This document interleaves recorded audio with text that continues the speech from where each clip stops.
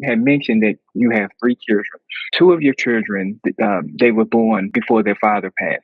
And then you said your third child was born after your mother had passed. Mhm. What do you personally do to help your children with grief? Because my wife, she goes to take these things called infusions, and my wife has ulcerative colitis and Crohn's. So Mhm. her nurse, this really really nice lady, her husband was killed in a helicopter crash overseas Oh, about a month ago, and so she has three boys. The boys are like 2, 4, and 8. So I know okay. her and her boys are going through a hard time because their father was killed. What can you maybe ask me to recommend my listeners to do for their children if their children are experiencing grief? Like, because a kid, one of their friends may have got killed at the schoolhouse, or one of their key friends might have died in a car accident with their parents on a road trip. What is one Oh. thing that maybe you can share with my listeners that a parent can do to help their child during the grieving process?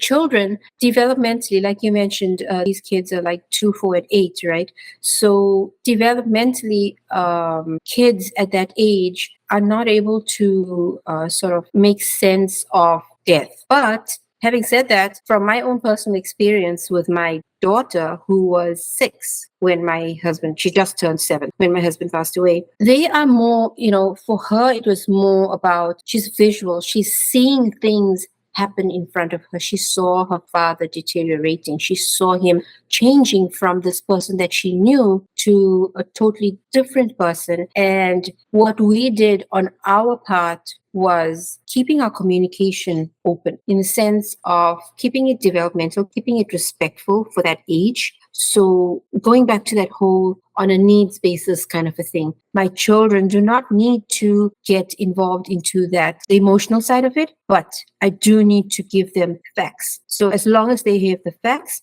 I'm going to trust them to trust their instincts and make the right decision for themselves, because at the end of the day, that is also a way of teaching them to be accountable. They hold themselves accountable. Yes, the world around us, our jobs, whatever we get involved in is going to hold us accountable because we have deadlines, we have all of that, right?